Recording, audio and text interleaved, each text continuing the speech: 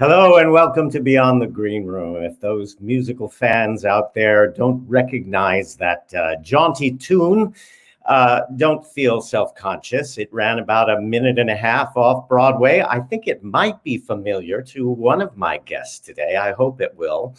I have four very exciting guests on Beyond the Green Room today. Let me bring on the first guest who might have recognized that music.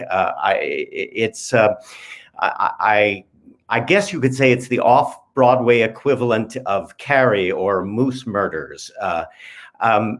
Please welcome a very talented actress and singer, a funny lady, and someone who I think may have done more productions of Man of La Mancha than I have. Please welcome Linda Cameron. Hello, how are you? Did you recognize that music? Yes, I did. I gotta say, I had so much fun in that show. I mean, as short as it was wonderful. Well, you know, you had to dance with me, which that was the best part. Oh, see, I was hoping you would say that because my reputation as a dancer has not been uplifted lately. So I really appreciate you saying that. We will talk about this show because I think there's a lot of fun and a lot of dish that we could discuss. But before we do, let me bring on my next guest. This is a gentleman I've known for a long time. He appeared on Broadway in Chess and Aspects of Love and the first national tour of Les Mis. He is now a Chicago producer and director based out of Chicago. And he's a tremendously charming and intelligent fellow, in addition to being very talented. He's my old buddy, Curt Johns. Hi, David. Hi, Linda. And here you are at your kitchen, all the way from Chicago. My kitchen and my little apartment in my little alcove in Chicago, indeed. Well, I think my next two guests are, if I'm not mistaken, may also be coming from the Chicago area. And I don't know if you know them, but you will by the end of the broadcast. This first gentleman is someone I've known for a really long time. I know he's an actor and a performer, but he's also a very prolific playwright and author of the books of several musicals that have been getting a lot of attention. Please welcome D.C. Cathro.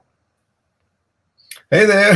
Hello. Where are you broadcasting from? I am in Chicago. Yes. All right. Well, so you guys are neighbors and you will probably get to know each other by the end of this, if you don't already. I want to bring on your partner in crime when you're, or in crime in musical theater, that is, a very talented composer who also composes film scores. And this is my first introduction to this gentleman. He's also, I think, in Chicago. Please welcome Leo Schwartz. Good afternoon. How are you doing, David? Thanks for having us on. I'm so glad to see you all. This is a big panel today. So the way I usually open the show, and Leo, this is a little unfair to you because we know what the answer to this question is. So I ask everyone what their collective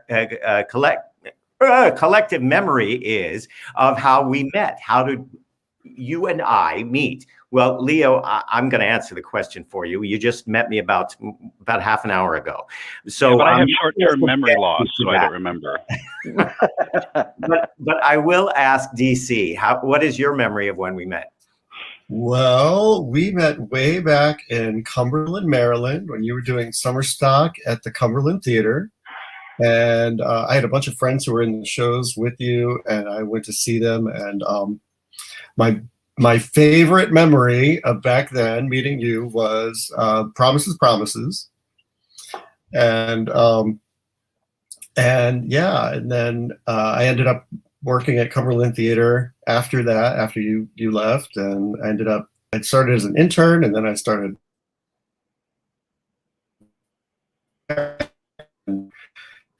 things steamrolled from that point on. Yep, that's it. That's what I remember. Your connection is a little twitchy there, but I think we got it all. Curt, how did you and I first meet? if I remember correctly, it was at the Birmingham Theater outside of Detroit doing, and I don't know where this production comes in your long line of La Manchas.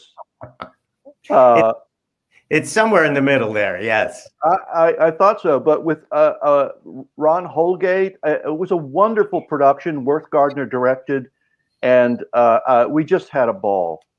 Yeah, it was a beautiful production. I think that Mitch Lee was interested in touring it at one point, and that was one of the rapid rumors I heard too. Yeah, and it was a lot of the wonderful Worth Gardner rep company that were in that group. It was my first Worth Gardner show, so it will always be near and dear to my heart. And we also then did another Worth Gardner show that never happened, really. We were doing... I know what you're going to say. Yeah, we were doing a production of Maury Yeston's Phantom that actually the Nederlanders were interested in possibly touring that one. And I know. It was ill-fated. And we closed the theater before the show even went into tech. But actually, a few weeks ago, I had this discussion with someone else who I warned about hiring me because I closed theaters. But yes, the theater went belly up while we were in rehearsal. And you were to play the title character in that production. Yes, I remember having an accident sliding down a rope and burnt all of the flesh off both of my hands. Do you remember that? I just remember it now when you said it. I did. We had bigger problems, the rest of us. Do you remember Amy, the stage manager? It was, I think, the 2 weeks before it actually closed, and it was a Thursday. She handed out all of our checks and said, "Okay, before we do anything else, we're going to take a field trip to the bank to cash our checks." Yeah. Yeah, and I remember we had to clear out our dressing rooms under the supervision of armed guards because they didn't want us stealing anything from the building. It was a very bizarre experience, and we were left without plane tickets home, and they tried to evict us from our apartments. Yep. And then on the last night, there was a fire in all of the files in the file room. Isn't that interesting? Yes, I think the woman who was in charge of the theater then was in an orange jumpsuit. She was trying to go to Argentina or something. Yeah. Well, you brought up things about that I had long forgotten. You can't write this stuff. Well, and I have to tell you, I was the deputy, so that's the reason why you should never elect me deputy in an equity production, because the theater because that's happened more than once. So that's my way of getting out of being the deputy all the time. Well, it's too bad that it had to come to that, because it was a beautiful theater and it was potentially a beautiful production. Yes, I agree. Did you ever get to play the role? No, I did not. That was my only shot. That's a shame, because you would have been absolutely brilliant in it. Well, thank you. I quickly became too old to have sprung from anyone's loins. Listen, everything changes in an hour around here. So Linda, let me finally get to the elephant in the room about the show that we were talking about. I think I know what you're going to say. When did we meet? Well, as you referred to before, we met in Dr. Sex. And that is the name of a play, isn't it? Yes. Yes. The musical Dr. Sex. And I remember you and I were the two character people in a cast full of wonderful, dare I say, younger singer dancers, and we were supposed to keep up with them as far as the chorus numbers, the dancing, and all of that.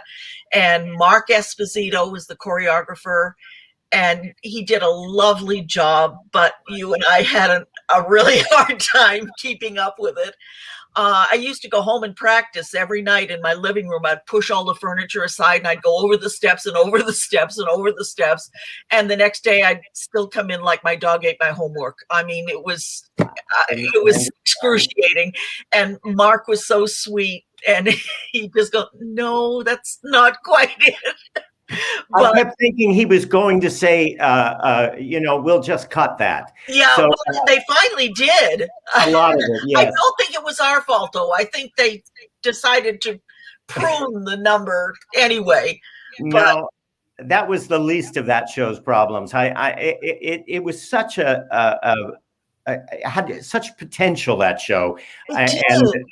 It did. It was for you guys from Chicago. It actually started out in Chicago. It was a big success, and the producer wanted to bring it to Broadway, but produced. This was a musical biography of Kinsey.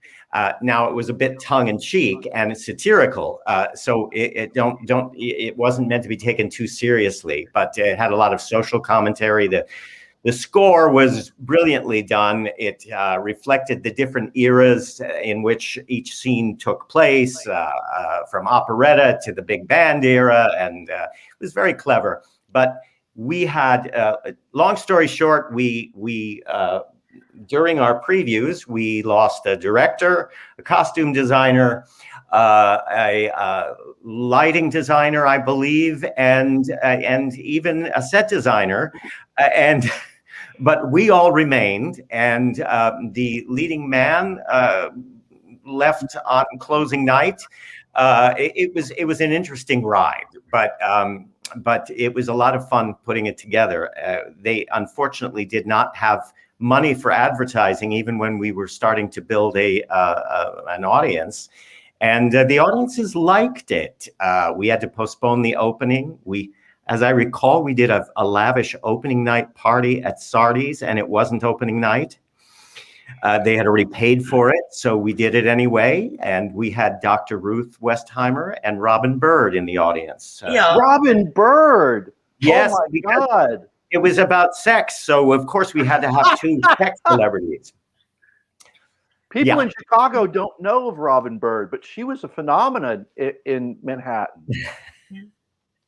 Yeah, she was there with her in a leather bustier, and I remember Dr. Ruth asking for her portrait at Sardi's to be moved down lower on the pillar so she could see it. But I've monopolized this with all of the Dr. Sex discussion, but it was a great experience, and it was unfortunately mishandled by maybe producers and we could have had a shot at it, but the show deserved better. Yes, it really did. Yeah. And you worked so hard. Our tracks, I think maybe you'll agree with me on this, were they should not have been doubling in the chorus because we had so many character roles to play that we had to switch back and forth so fast, right. And nobody knew whether we were playing teenagers or old people or authority figures. And it was a little underpopulated, the cast. Yes. But you were brilliant. You were very, very funny in your many, many roles. So I can say the same for you, David. And it was a pleasure working with you. Well, we'll do it again. I hope so. I hope that all of us will be back on the boards real soon. Kurt, you have a whole new life and venture in Chicago. You founded a theater group, the Solo Chicago Theater, and you brought a show to New York a couple of years ago, which I unfortunately missed, called Churchill. Yes, indeed. And tell us a little bit about that. Well, the number of us here in Chicago know each other of a certain age. And a good buddy of mine, Ronald Keaton, started messing around with a one-person play for himself. and we took it to the greenhouse and reworked it and made a production out of it. And it was one of those things, and I think all of us have experienced, where happenstance, we had this thing that was almost ready. And something dropped out, and all of a sudden there was an emergency slot that needed to be filled. And we put together a team and opened, and much to our chagrin and astonishment, we sold out. We extended, we sold out again, we extended again. We moved to a bigger theater in the complex and still sold out. And finally, that theater had been, we just had to get out of there because the theater was booked. And then we made the decision to move to New York, and our lead producer took us to New York. We ran in New World Stages in that small 199 seat theater, and just had a wonderful time there. We ran for 6 months. We probably could have run longer. We all have things to say about our lead producers, whether they promoted it or blah, blah, blah. But we had a great run. And when we did our first preview, Ron and I came in from Chicago, flew in on the plane. We had a week to put it into the theater. And on our first preview, I'm like pacing out front in the lobby like an expectant father. And who should show up but the amazing Kreskin? I kid you not. So he asks if this is the right theater for Churchill, and yes, it is. And he goes in, and so after the show, he wants to meet Ron, who played Winston. And so I sent a note backstage on my phone saying that the amazing Kreskin is out here and would like to meet you. and he said, yeah, right. Well, yeah, tell him I'll be out there with my entourage soon. Not believing for a second that the amazing Kreskin was actually in the audience and actually waiting for him. And so he came out thinking, and he took his sweet time about it too. And he came out into the lobby, and we were having a lovely discussion, and there was the amazing Kreskin, and he just stood there in arrest with his mouth open.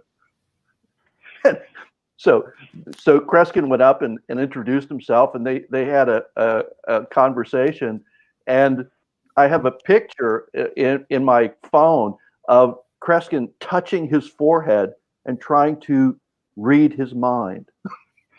It was one of the most surreal moments I've ever had in the theater.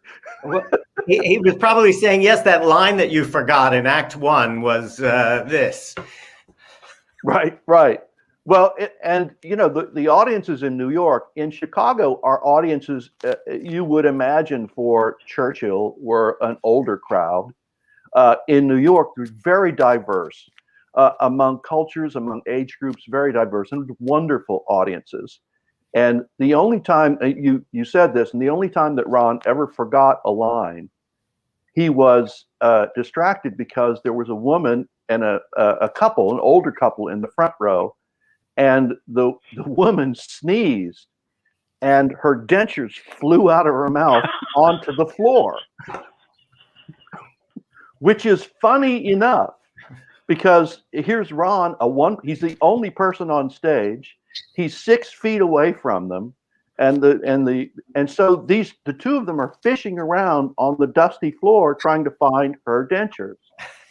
She found them first and started to put them back in her mouth.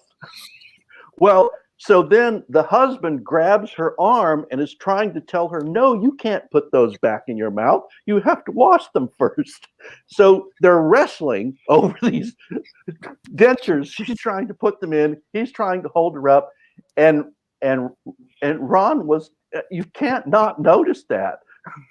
So the entire house couldn't see it because they're in the front row. And Ron is like the total witness to this. He actually went up for a moment. I totally forgive him, but he went up for a moment. And luckily, since he had actually written the script, he was able to kind of tell an anecdote that wasn't in the script that he just remembered until he got his mind back into the line of the script. Brilliant. Well, this is what I love about doing this show.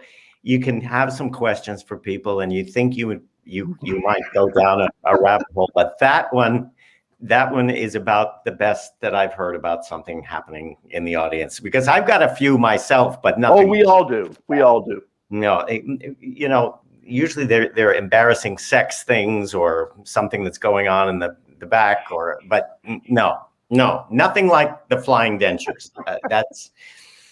She really took a bite out of the play, so to speak. Yes. Well, more of that anon.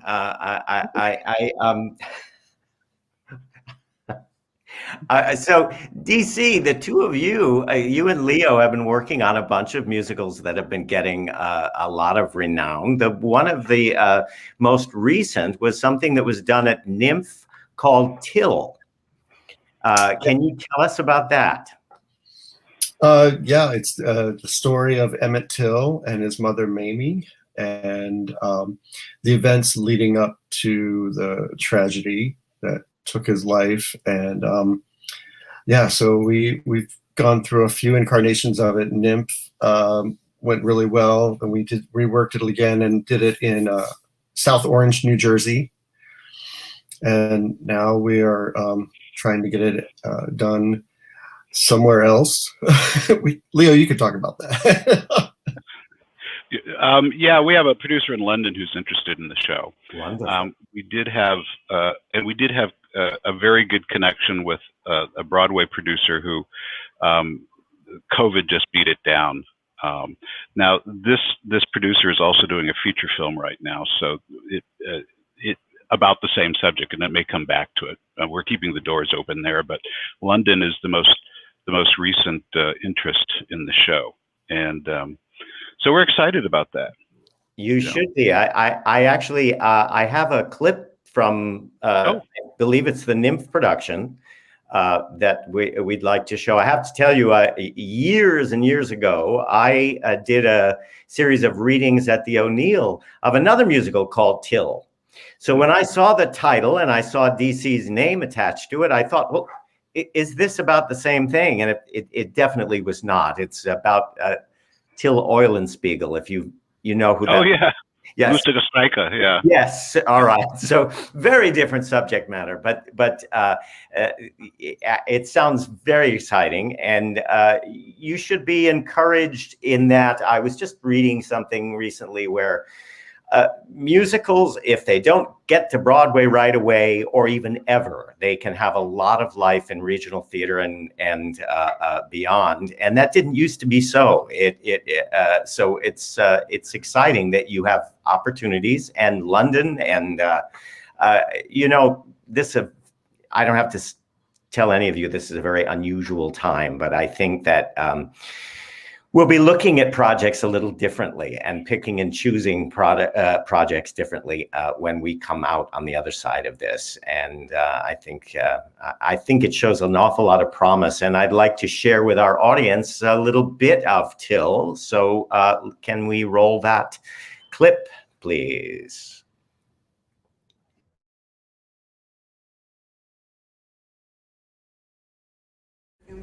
Well, certainly.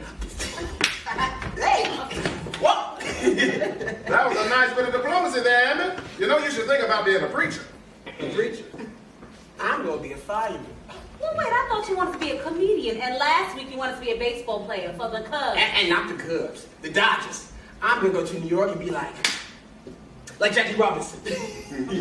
Well, I think you should come and visit me and the family down in Muddy. All the way to Mississippi. Well, it's not New York, but there's a place that's kind of special where it's hard to wear a frown. A little town that's in the south. I think you ought to come on down. We can take the train together, watch the scenery rolling by, play some cards and tell some stories, stare out at the sky. The further south you go, you feel the rhythm start to slow. That's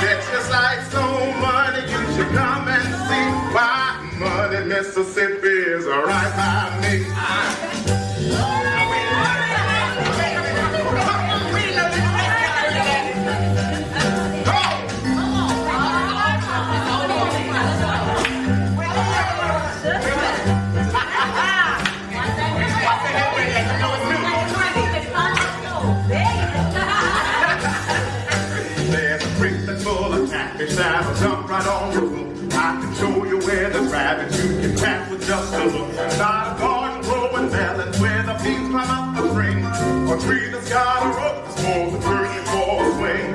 Loads of cats and dogs, hey, I even got a horse. Take you for a ride when you visit us from Folsom County. Money, money, Mississippi, money.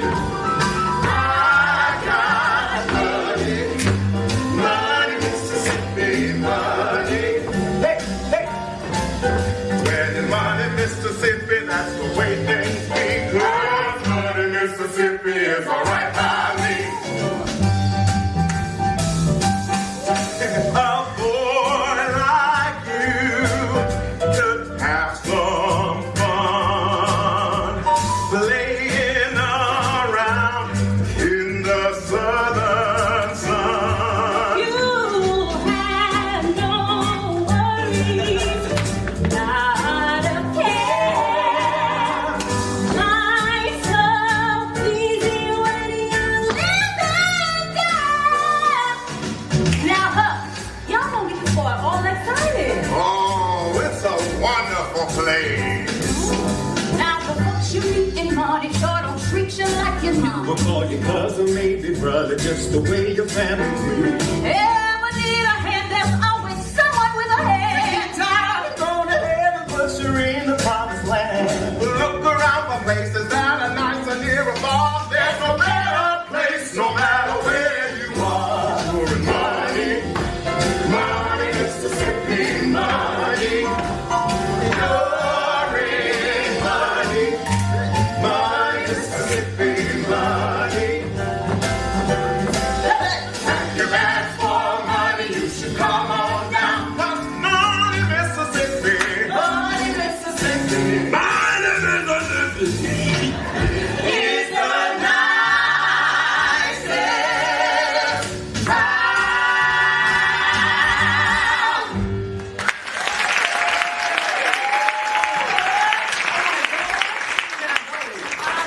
Oh, it's so far, and you be all by yourself.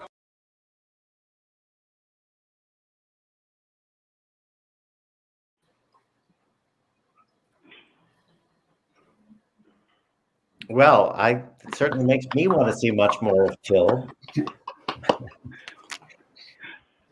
Thank you. Yeah. So how did you guys find each other as writing partners? Oh gosh. Okay, I'll try to make this short. We met decades ago, back when chat rooms existed. We met in like a theater chat room, I think on AOL or something, and you know, we just struck up a friendship then. I was acting. Leo was in Chicago. I was back in the DC area, and I came out to visit a few times, and then I started sort of shifting into the playwriting. And Leo said, we should do something together. And I was like, I just started, but sure. And so I started writing about seven or 8 years ago, I guess. And we started. I looked at the list of your plays. That doesn't seem like 7 or 8 years of work. That seems like about 58 years of work. Well, because I did a lot of acting over the years and a lot of tech work and behind the scenes and a little directing and things like that. It was all of that sort of kind of fueled the writing. And Leo had some projects that he wanted some collaboration on, and then we did something new together as well. And so we already knew each other. We worked really well together. We bounce off each other pretty well. I'm the Ernie and he's the Bert. Right. Yeah. I started off writing Till all on my own, doing all book music and lyrics, and the same thing with Book of Merman. And I was asked by a director to do more characterizations with one of the shows, and as a composer, I just went, what does that mean? So I got a hold of DC, and I just said, DC, you got to help me with this, and brought him on. And it's a really good collaboration. I mean, he really, I tell people that DC talks me off the windowsill more often than not. the ledge. Well, that's a big part of it, isn't it? It is. And I am a little emotional sometimes, but a little. Get kind of strung out. Well, I think that's good for a composer. We want the emotion in the music too, so that's good. So Kurt, tell me more about the company that you have founded. Is it only solo shows, or? Well, it started out because we had such a success with Churchill, and I don't know if you've ever done a solo piece, but I think it's the most challenging for an actor and a director to orchestrate an audience's experience of a story with just one person on stage, whether it's one person with a stool or a lot of elaborate sets and effects. It's, I think, the most challenging thing. And I'm an idiot because I like to do hard things. Why I can't just do something simple, I don't know. But we were looking for a new piece, and I came across an author, Aisha Stratford, who had written something called The Unfortunates, which is a one-woman show about the last victim of Jack the Ripper. And the audience spends an evening in a bar with her and someone who may or may not be Jack the Ripper. And it involves this woman telling the stories of all of her friends, and it involves like 11 different accents, including Welsh, Cockney, Irish, Upper English, RP, you name it. And it's incredibly challenging. And of course, I chose the hardest thing. And I got a wonderful actress. Her name is Gail Rastifer to play this role. And she did a beautiful job. And it was, I mean, it's like giving birth to get this role. And she and I, in trying to do this this very difficult piece, had to prepare every morning. So we would drink a lot of coffee and tell a lot of stories before we actually started. And we were talking about our dream projects, and she was telling me hers. I told her mine, and I said, well, what's yours? And she said, mine is Hello Kitty Must Die. And I thought that was one of the funniest things I'd ever heard. I said, what the hell is that? And she said, it's my favorite indie novel. And I said, well, can I buy it? She said, no, it's out of print. Well, where can I get it? She said, do you have Kindle? I said, yes. So she sent me the Kindle thing. I read it overnight, loved it, and said, we're doing this. I'm going to write this play of this novel, and you're going to help me, and we're going to produce this as a play.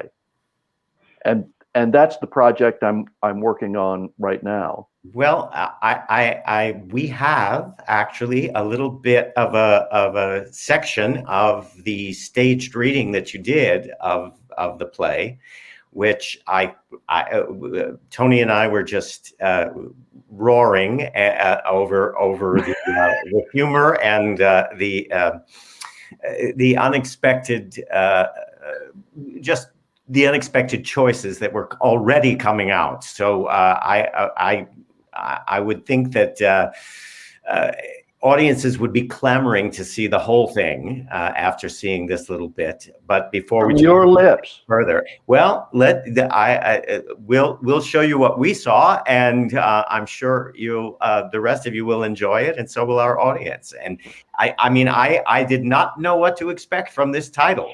So that's what we love in the theater, is to be surprised. So here it is, a very bare bones a bit of Hello Kitty Must Die.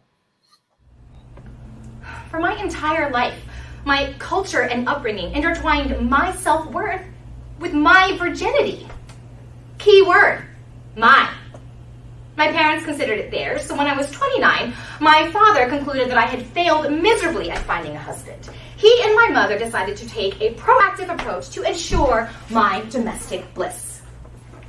Fiona, You are 29, almost old maid. You need to get married. Your mother and I have decided to find you a husband. No more American boys. You need a nice Chinese boy. I've asked everyone we know, and my friend has a son who'll be good for you. His name is Freddie. You'll have a date with him 2 weeks from Sunday. Don't forget to wear lipstick.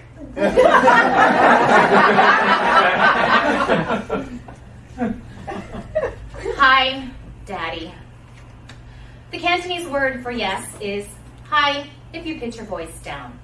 The Cantonese word for cunt is hi if you pitch your voice up. Anyone who thinks Mandarin is a better language than Cantonese needs to appreciate the subtlety of pitch and intonation that can make yes sound like cunt. I love Cantonese. And stop kissing that filthy bird. You get the SARS virus. Hi, Daddy. I have a hand-raised parakeet named Pepito, and he's fucking gorgeous. 40 grams of seed-throwing, foot-nipping, constantly pooping pure love. I think God must have a thing for birds. I know I do. Why force a husband on me? As far as I was concerned, I had everything I needed. And I was done letting anyone equate my self-worth with a little strip of flesh. So, 1 week before my 30th birthday, I went on Amazon Prime and bought a purple, medium-sized silicone dildo with a flared base for easy grip. I named him Mr. Happy. Silicone dildos are the best for 2 reasons. 1, they're not attached to a man. And 2, you can boil them in water. We Chinese folks love to boil things. And it was made in China, a fact my parents would surely appreciate it. This is why we do this on Facebook and YouTube. Amazing. There's so much richness. I mean, if you get a chance to watch the whole thing, I recommend it. The staged reading is on YouTube. I think that's where we found it, wasn't it? Wasn't it? Yeah. And it's just. It's hilarious and it's touching, and I think you have a prime opportunity right now because theaters are looking for one-person shows. You got to strike while the iron is hot. I think that the zeitgeist is especially right now. So, you know who has become an instant fan of this is Worth Gardner. I'm so glad you've been in touch with him. A friend of mine, Jimmy Semmelman, and I are Facebook friends, and he's got a project he's trying to get going. I have this project. We check in from now and then, and he said, "Well, have you told Worth about this?" I said, "I don't know where to find him." And he said, "Oh, I can put you in touch. Can I put you in touch?" Yes. So he put us in touch. So we were checking in, and he and his partner have built a house out in Northern California, just north of San Francisco. And so he said, "So what are you working on?" And I told him, and he said, "Oh, I must read it." And I said, "Well, give me an email address, and I'll send you a PDF." And he said, in a very Worth Gardnian way, "Oh, I don't do PDFs. You send me paper." You sound just like him, Kurt. Do you know that? Are you channeling his voice? A little, yeah. A little. My gosh. So I sent him the script printed out, and he read it overnight and called me the next day and said, "You've really got something here." And so he's hooked me up with a couple of people who may want to invest. I have a guy in New York who wants to invest. I don't have enough money to produce it myself yet, but I really would love to find a lead producer so I could just be in the room and do the creative work. Sure. Because Anne, who you saw in the reading, we found her in a reading in L.A. at the Road Theater Company, who was interested in it. Ken Davenport produced the New York reading of it, and we got a lot of an unbelievable amount of positive response, and I'm hoping against hope that come spring of 22, this will be on the boards somewhere. Wonderful, wonderful. It checks a lot of boxes. It is for, by, and about Asian women. It's performed by an Asian woman. The diversity and inclusion sort of thing is it's a one-person show. I mean, it's a chance for an Asian woman to join the ranks of John Leguizamo, Lily Tomlin, Whoopi Goldberg, those people who made those, and I think it's a star maker. Yeah. No, I'm so excited to hear this news, and doubly so that Worth is still mentoring all of us. For those of you who don't know Worth Gardner, he was a true Renaissance man who could do probably play the piano and musical direct better than any of the musicians in the room. He could write the play better than the playwright. He was a brilliant choreographer and director, and those of us who were his minions, so to speak, and did many shows with him, were in a rarefied company whenever we worked with him. And yes, he's happily ensconced away and given up the theater, but certainly giving us all support and guidance right now. I've spoken to him a couple of times over the phone. I told him when I started to direct, whenever I would get in trouble, I'd say, what would Worth do? And he liked that, so I was very pleased that he liked that. I wonder if there are people out there that had the pleasure of working with him, but he. I hope so. Yeah, his productions that I did with him were some of the most original and invigorating work I've ever done in the theater. So when I had him as a theater mentor in the conservatory in Cincinnati. And some of the work we did there is still way ahead of its time. And the way of working is a collaborative process that I have never been able to experience or reproduce. Yeah. And I wish I could. I was fortunate enough to teach at the Chicago Center of Performing Arts here at Roosevelt University, and I kind of try to reproduce that kind of getting people to participate in the creative process. I'm the director, but I'm your colleague. I'm helping you be creative. And it just never quite could achieve what he was able to achieve. And he's so anxious to help. He goes, well, Kurt, who should read this is Kevin McCollum. I can put it in his hands, I can. Seriously. And he did. I can't get over how much you sound like him now. Maybe you should do a one-man show based on the life of Worth Gardner, but he'd kill me.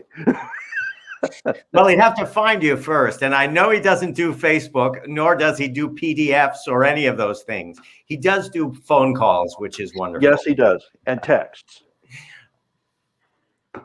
Well, I wish we were all back working with Worth, but you are carrying the mantle and going forward with that kind of work. I'm sure. I'm very excited about the prospect of this show. So it does have a lot of sex in it, more than we had in Dr. Sex, didn't it? Dr. Sex was a very wholesome show for all it being about sex, and I think that was one of the charming things about it. It was on the page. It looked a little naughty, but when we started working on it, it seemed so innocent. Yeah. Yeah, and we indeed, as you mentioned before, worked very hard keeping up with the choreography. I think we both lost some pounds, and yeah, but the wonderful Jennifer Samard was our leading lady, and she walked away with the reviews, and that was lovely for her. Do you remember what happened closing night? You mean with Jared Bradshaw? Mm-hmm. Yeah. Yeah, I certainly do. God bless him. He was the bravest person I've ever seen on a stage, and he did a wonderful job. I mean, our leading tell our audience what happened. Our leading man disappeared for the last show. I think that, as I remember, there was some sort of conflict with the producers, or there was some sort of hard feelings.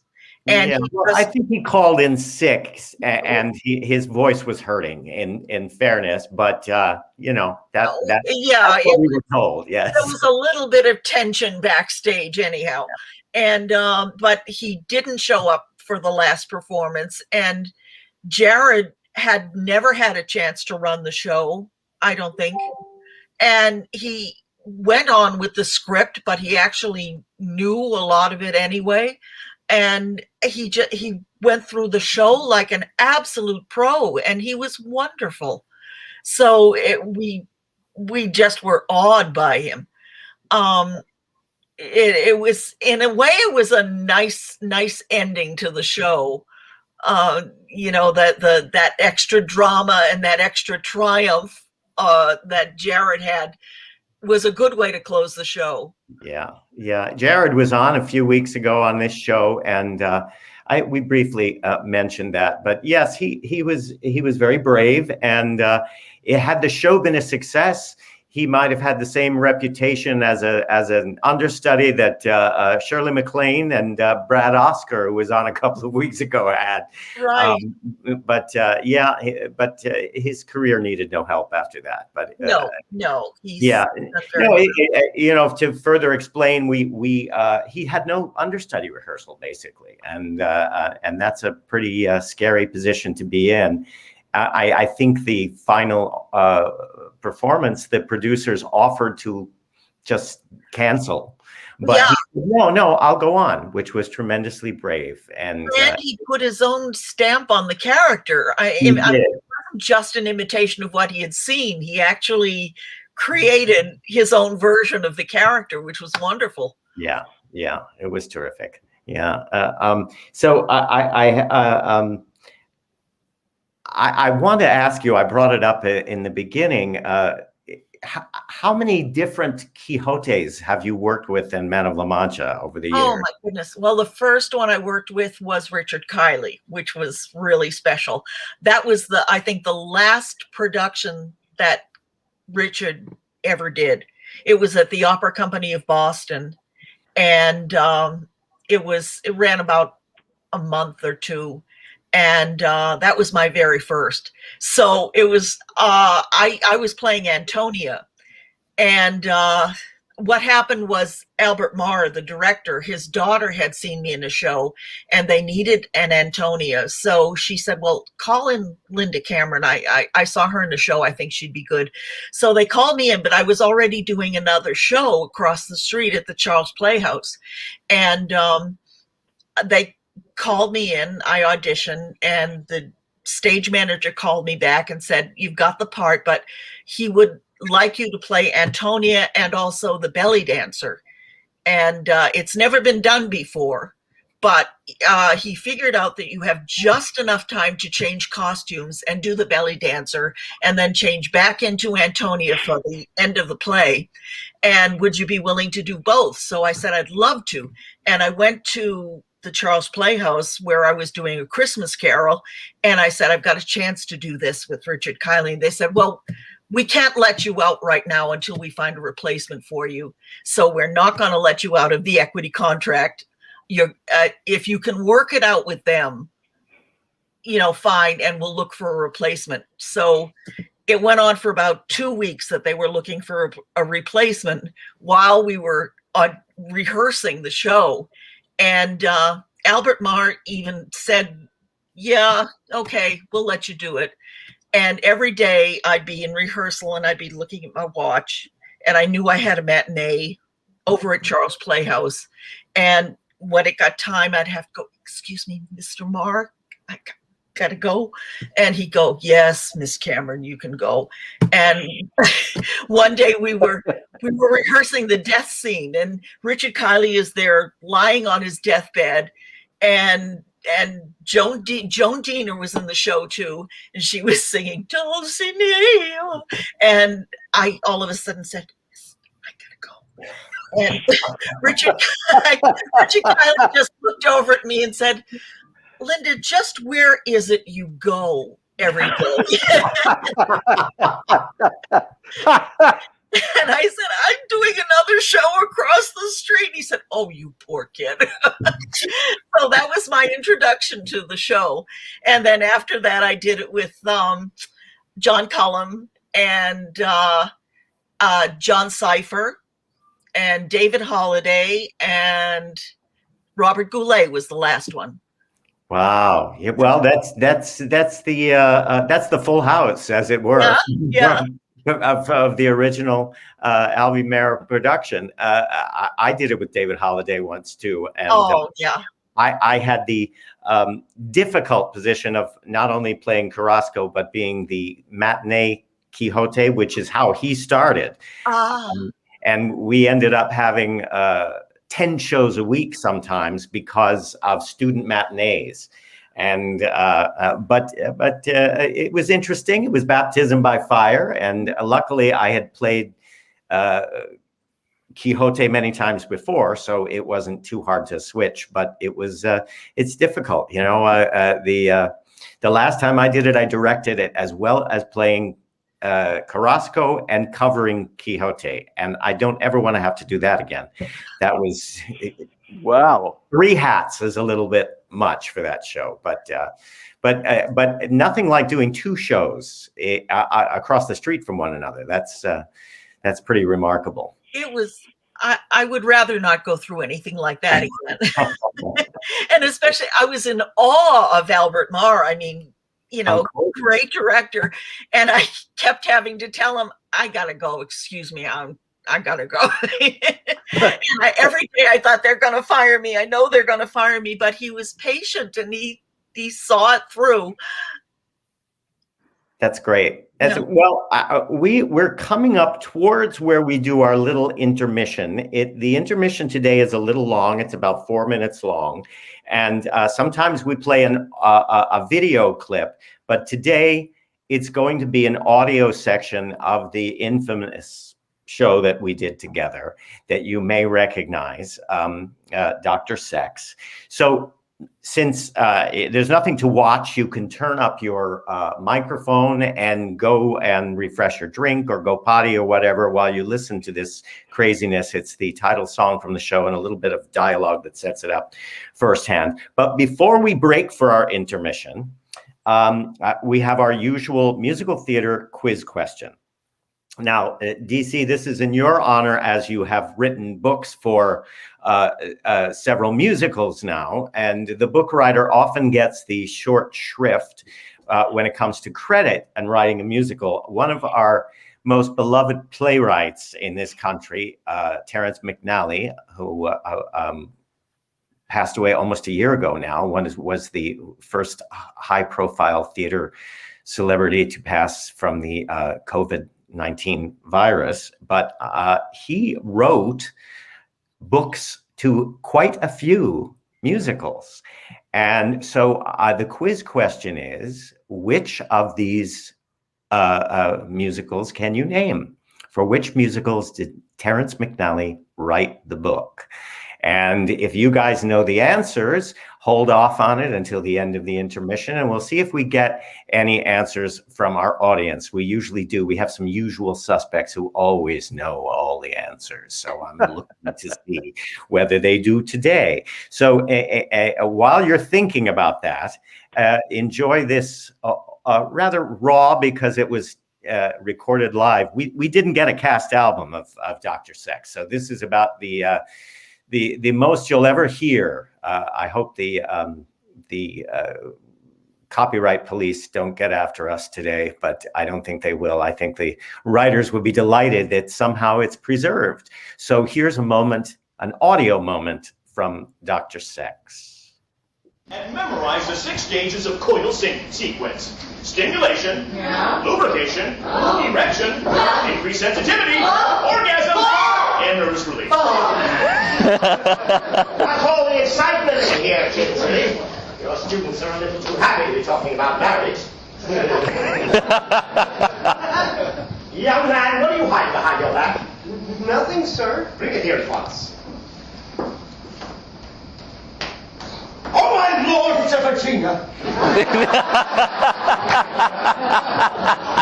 Who else has dirty pictures in their possession?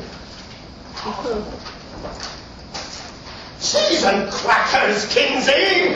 Have you lost your mind? I'm going straight to the president of this university and demand your immediate dismissal. Do what you like, Howell. Our students deserve to know the truth. Now, if you'll excuse us, we were right in the middle of coitus when you interrupted us.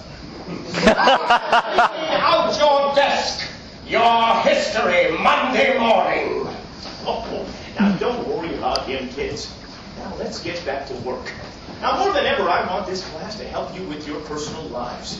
To that end, I will meet with you individually to discuss any questions you may have about sex. We'll start this afternoon, huh?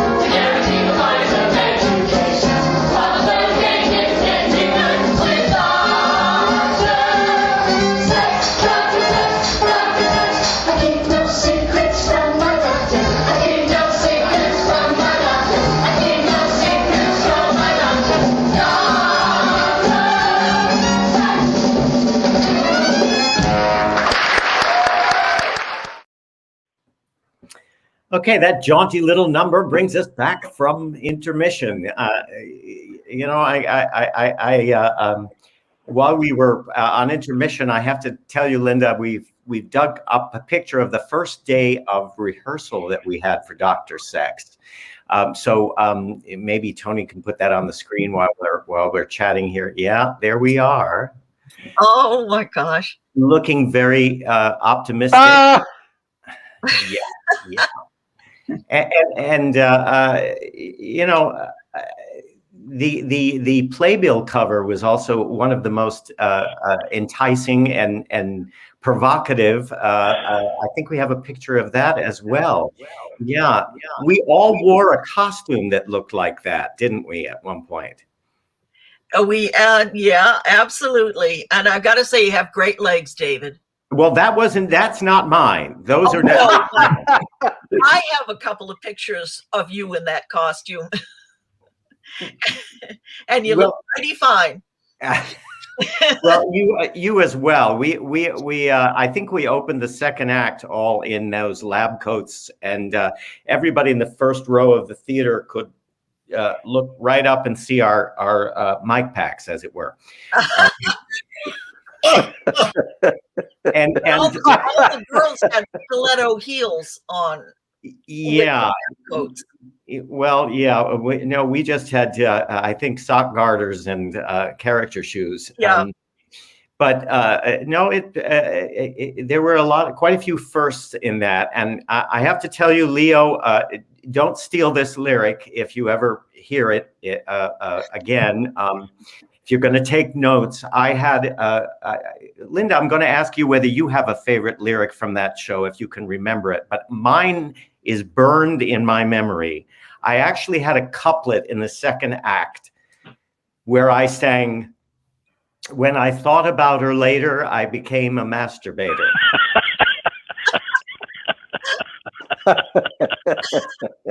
So, I can't top that. Yeah,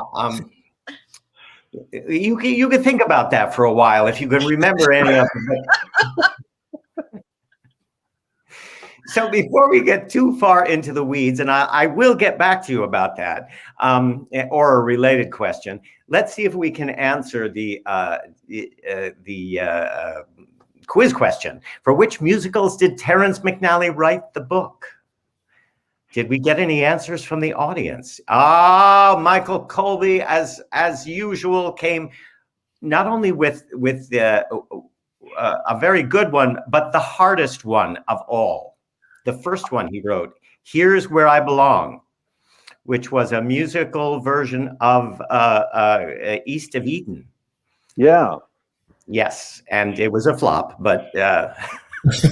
Well, I remember The Rink because it was playing the Martin Beck theater, and I was in a version of Windy City, the musical, which was playing at the Paper Mill Playhouse, which they designed the set for the Martin Beck. And after The Rink was supposed to close, we were supposed to open in the Martin Beck Theater. Wow. And I wish you had, because I love that show, Windy City, and I remember you did it. I was envious that you got a chance to play. You were the leading man, and the leading man with Ron Holgate. Ron Holgate, yes. Ron Holgate was going to win a Tony for the show. Maybe me, but he for sure. Well, that's great to hear. That's sorry. That's because I remembered the Rink. Yep, and here's some more answers. Ragtime and Kiss of the Spider Woman from another longtime fan of this show, J. Aubrey Jones. Did we get any other answers? Yes, The Visit and A Man of No Importance. I think that's the one. Anastasia. I was going to say that. You know, Michael Colby has the whole group, and I know he's not Googling, because I always want to remember to tell people not to Google, but he's got the encyclopedic musical theater knowledge, in much the same way that I do. That's why I ask a question like this. I think I'm going to stump somebody, but I don't stump him. Catch Me If You Can. Did we mention that one? Yeah, he did. Oh, Yep. Yeah. I didn't know that. Yeah, yeah. See, I was going to say, speaking of senior mic packs, Full Monty right there. Full Monty, right. Yeah. Yeah, and that was even a more difficult challenge, I think, to hide your mic pack there, but that's another story. So Linda, do you remember anything more from Dr. Sex that was particularly your favorite thing to do? I'm afraid I don't remember specific lyrics, but I do remember the sex club ballet that we were all in, where I was dressed in a black leather corset with a whip and high-heeled boots, and it's the only time I've ever worn anything like that on stage. And we all were, again, in the choreographed number and just trying to get through it. And my husband said to me afterwards, "You look like a real dancer up there." And that was the biggest thrill. Well, that was the thing. We had to do it all. And I think that in a way that was nice, but it also worked against us because we had no time to really, you come on and do 2 lines as a character and nobody knew who you were because you couldn't do much. There wasn't much to play with in terms of an accent because you only had 2 lines and we had no time to change costumes. And I remember, we were all the guys were shirtless in one number, and then I'd have to come on as the old character figure, and people would say, "What the heck is he doing?" And I think my first act finale costume, I came out in a dress looking like Cleopatra. So that confused a lot of people as well. But I think my favorite character was the Chicago telephone operator. Yes, I remember it vividly. You were very, very funny in that. Well, I was trying so hard to do a Chicago accent, and I listened to tapes of it, and I practiced it at home, and I thought I got it pretty well. But one of the reviewers said that they loved my Irish accent, so I guess it wasn't that good. South Chicago. There are Irish people in Chicago. I'm sure there are. Damn lot of them there are. Yeah. Yep. And don't feel bad. There are 7 distinct Chicago accents. Oh. Any one of them they can claim was, this is the Chicago accent. Well, that makes me feel better. Sure. Linda, you mentioned Bob, your husband, Bob Knapp, who may be floating around in the background. I told him he could join us anytime he wanted to. Have you guys been able to work together on stage? I think the answer is yes, but only once. We were both in, and then there were none. And we played the help, the butler and the cook. Oh, well, that must have been fun. We both died early on in the show, and that's about the only time we worked together. But we were both on the Council of Actors Equity together for 20 years, so I guess you could say we worked together there. Well, it's interesting because a lot of theater couples thrive on it, and a lot. It would be the death knell of their relationship. So it's a hard line to toe. I would imagine. No, we had fun when we worked together. By the way, I also know Ron Keaton from the. Do you really? Yeah, from the Board of Actors Equity. He was actually, I was the chair of the EPA committee, and he was one of my vice chairs. And so we got to know each other long distance that way. And he let me know when Churchill came to New York. So Bob and I went to see him, and he was wonderful.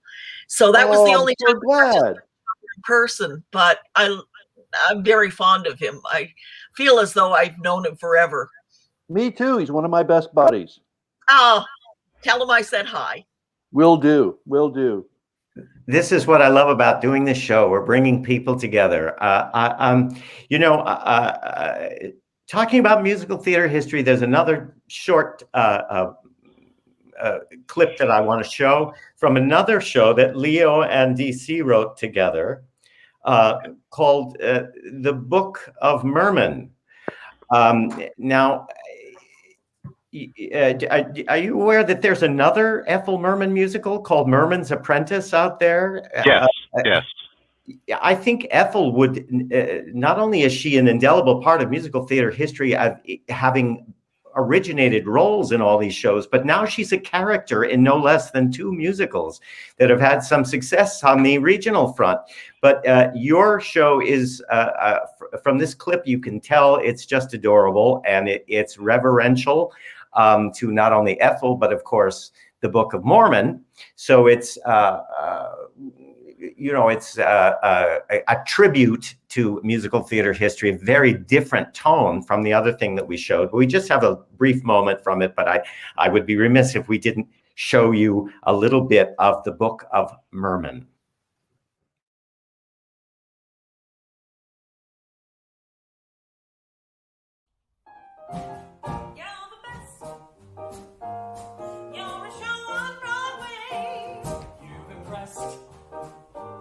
Like the Cirque du Soleil. You're a special man who has a place embarked on a novel cause. You're Wolverine. You're Mr. Clean. You're Santa Claus. You get my blood so boiling hot. I bet I'm madder than you. I feel misled. I'm seeing red. And here's what I'm gonna do.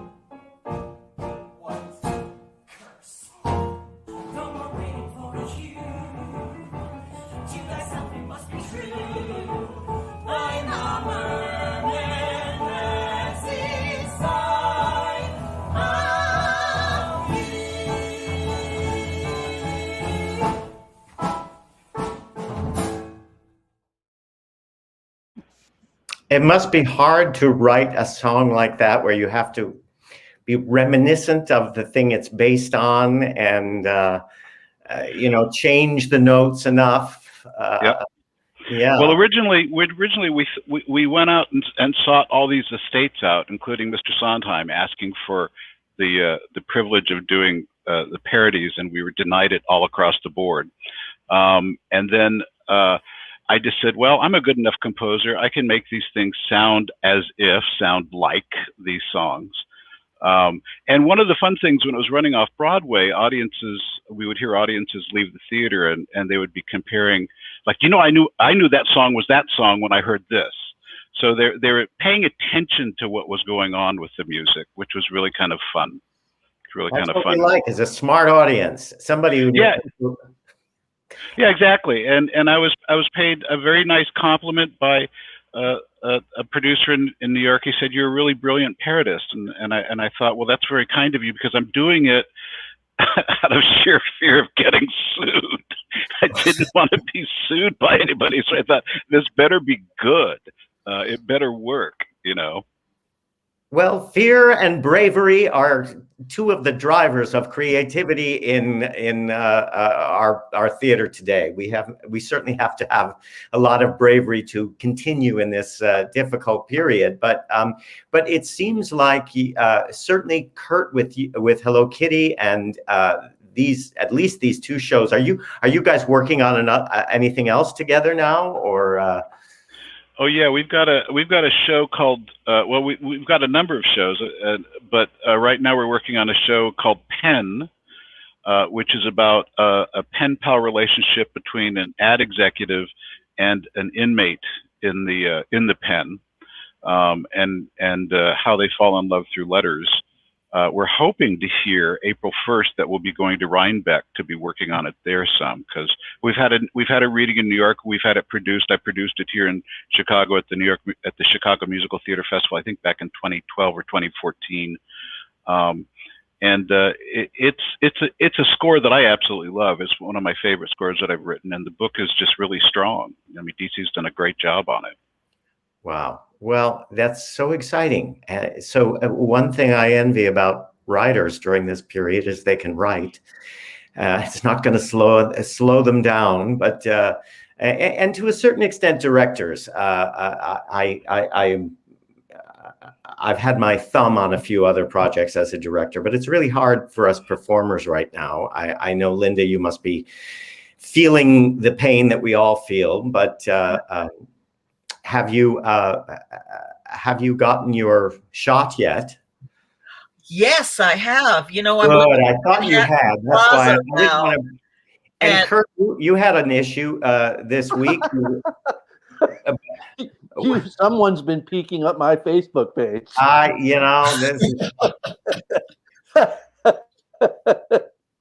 Yes, well, I had when the United Center, which is the big national thing, they were going to release 100,000 doses. So, and at 8 o'clock this certain morning, you can start making appointments. And I had my mouse poised, ready to click in, and I think the entire website crashed and froze. And then when I finally got back in, I was able to make an appointment. I was so relieved. And then it sent me a note that said, your appointment is approved. You have this appointment. Great. And then the next day, I got a note that said, if you got a note that said your thing was approved, that was not that was in error. You actually have no appointment, or your appointment has been postponed. And you don't know which. No, you don't know which. And then I got a note saying, if you got a note saying that your appointment might have been in error, you can disregard that. However, if you got a different note that said it was postponed, that could be true. Then I got a third note that was from the same place that was just blank. Oh my God! I don't know what the hell's going on. It was in the equivalent of invisible ink, what we used to. Well, you know, if you remember the beginnings of the Affordable Care Act, when everyone was trying to sign up for, at the website, and it crashed and burned several times, and they just weren't prepared for that kind of, capacity. And being, one of my side hustles is doing web work, so I certainly understand that sometimes server capacity is just overwhelmed, and it only takes a second, and but I have since received assurance that my original appointment, which was shot down by 3 subsequent emails, is still valid. Good. Well, a side effect of the pandemic that not everybody knows about, but they'll soon find out if they're eligible and trying to sign up, is carpal tunnel syndrome from clicking on these sites so much. I must have done it 600, 800 times. And when I actually got an appointment, I was in such disbelief, I almost clicked out of the window and lost it. So, but I can relate.